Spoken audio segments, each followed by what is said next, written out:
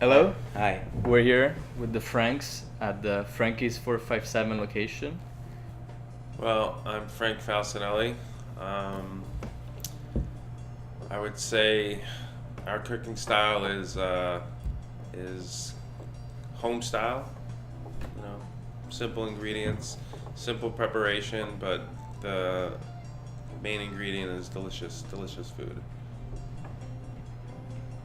Yeah, I'm Frank Castronovo, chef and restaurateur of Frankie's Tino, and now Frank's Wine Bar.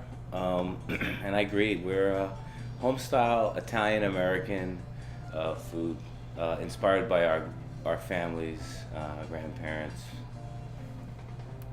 Awesome. And then I guess, why did you choose Carroll Garden as your primary location? You know, there's so many places in the city, in Brooklyn, or even in America that you could have picked. What resonates with you with Carroll Garden and specifically Court Street when you decided to open?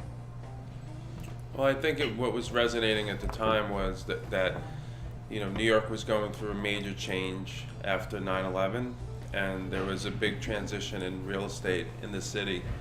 And we were looking for a place that we could open a restaurant and not have the stresses of really high rents, and also conversely have the pressure of the heavy competition and still have a large audience. And Carroll Gardens offered a blank, canvas for Frank and I to be able to have a little breathing room, create a beautiful place without the financial stresses of trying to meet numbers right out of the gate. And we were able to have a neighborhood that was on the upswing of a comeback, and to grow with the neighborhood and to grow into what it is today. Awesome. And then have you seen, I'm guessing, your clientele has shift, some patterns, different kind of people, or how has the neighborhood changed in this past 10 years, and how have Frankie's customer changed? I mean, the neighborhood has definitely changed. I was like, I feel like Carroll Gardens chose us too. I think we were right for the neighborhood, just to add a little bit more of your first question. The proximity to New York City and Manhattan, downtown Manhattan especially, the growth in population at that time has definitely taken this neighborhood, and we've helped this neighborhood evolve in a different way. It's definitely gone towards more of a Italian American working class neighborhood with really nice architecture and real estate, to a upper middle class young professional neighborhood where the buildings that you could buy for $350,000 are now going for $3.5 million in 15 years.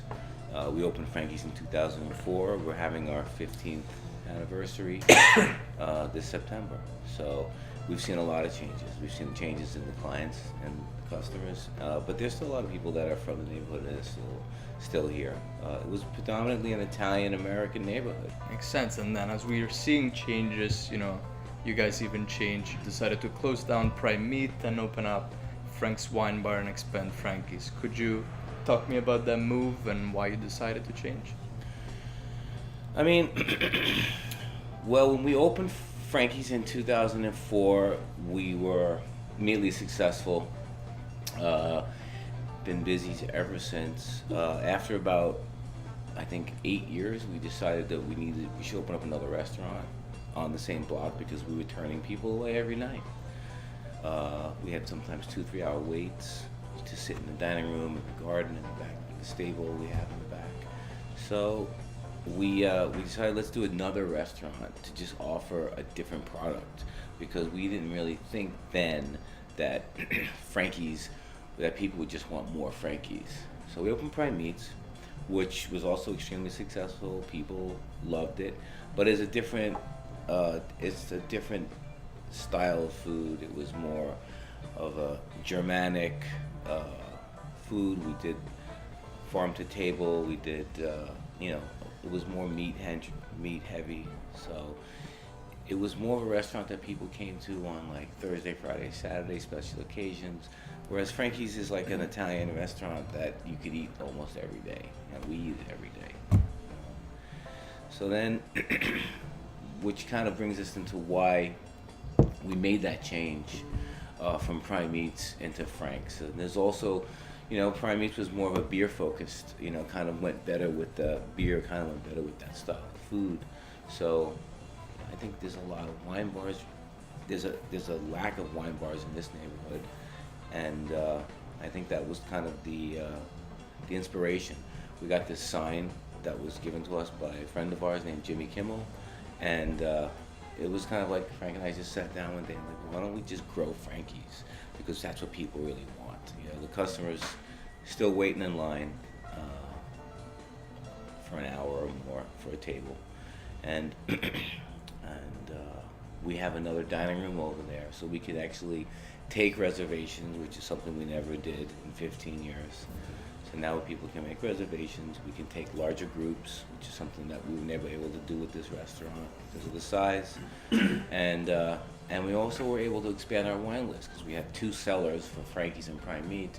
Now we combined them into 1 cellar, and basically the bar room of Prime Meats turned into Frank's Wine Bar. That's kind of The inspiration of why we do what we did, and so far it's working out really well. Awesome. And then I'm kind of curious about the style, and you picked, I've seen a lot of more white marble. It's kind of brightened up. Is there a specific cost to it, or a new invention, new phase of the Frankies? Well, Frank and I designed all the restaurants in the past with Tony Durazzo. And I think this time around we went to Frenchette, and when they just opened about not even a year ago, and it was beautiful. It was just fresh. It was like warm at the same time, but it was super function. It was a different era. In the past, we designed our restaurants sort of in the era of when the buildings were originally built. So that building was put up in like 1890, so we went out and we just totally recreated Prime Meats. And what we decided with these people that we met who designed Frenchette, it's called the Spring Collective, was that we would work with them to like give it a facelift, give it a new look, refresh it. So it seems like a restaurant that was originally built in 1890 and then it was renovated in 1950. So it's like a mid-century look to it. So we added marble, we added leather, we lightened the walls, we covered the brick with plaster. And it's really funny because when we first started renovating this restaurant and that restaurant, some of the walls had plaster on them. We peeled them off because we wanted to expose the brick. And I remember peeling the brick off the plaster off the walls and saying, why would anybody take this plaster off these walls? And now you get it. Like after 10 or 15 years of looking at brick, you actually want something different. Awesome.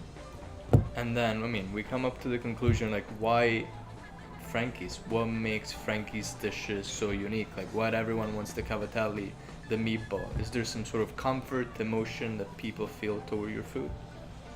I think it's part nostalgic. Even if you're not Italian, maybe you grew up with a friend that had an Italian grandmother or mother, or they had that tradition.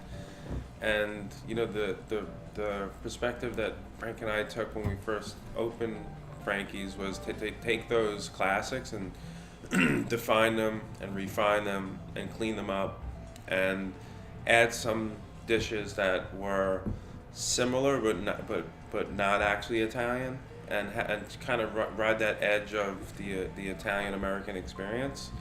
And so it would be a contemporary version that was still nostalgic. And I think that we really struck a chord, when we opened, and it still holds true today. And we're still, it's like if you go to look at what's that, Hero Dreams of Sushi guy. Yeah. He's doing the same thing over and over, and every day is a meditation, and that thing that he's doing, he's trying to make it better and better and better. And we're at a point in our lives where we're doing the same thing. We're repeating these things, and we're embracing the beauty and the simplicity and the deliciousness and the healthy and vitalitiness, not even a word, but of The nutritional aspect. the white bean soup, or the meatball, or the lentil soup, or the Brussels salad, or the cavatelli. And we're just trying to hone that and just make it timeless for as long as we're here. That sounds lovely. I mean, we're seeing nostalgic, a lot of comfort. I'm guessing you two feel much more happy and at ease with the new Franks and new Frankies and the new We do. environment you've been able to create. Then I guess my last question is, can Italian food be innovative but still be traditional? Yeah, Definitely. definitely. Definitely. I mean, Italian food is. I feel like Italian food is like, at its purest essence, is organic, is heirloom, is it the original heirloom, to so to speak. I think that Italian food is always focused on the quality of the ingredients and how to show off the quality of the ingredients and the freshness of the product, as opposed to manipulating the food too much, as other cuisines often do. They do a lot of manipulation, and I think Italian food is like that. And I think that what we're doing is also, we're contemporizing it and modernizing it in a way that it suits the demographic and the neighborhood and the area that we're living in right now. We try to play homage to traditional dishes that are Italian, coming from Italy, but we actually improvise in a way to make the dishes work better for us here and for the people here as much as possible. One final question. We've seen a lot of controversy saying that some chefs say that food is art, others say that food is not art. Maybe the cooking process might be art. It's kind of a case with the Adrias and the old concept of a bouillie. The creation of the dish might be the art performing piece, but the dish itself, once it becomes repetitive, it's not art anymore. What's your idea? Do you think food is art? Food is food, and if you think it's art after it's food, then it can be art. But in the beginning of the day, food is food. I agree with that, but I also feel that food is art, yes and no, but food is higher than art, because food is you experience all five senses. You touch, you smell, you feel, you sight, and you taste. And art does not do that. Okay? And food is higher than art because food is a necessity for the human.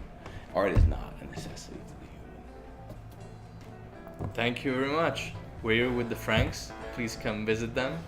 Have a wine glass at their new wine bar, Franks, or maybe a plate of cavatelli of meatballs at Frankie's. Thank you.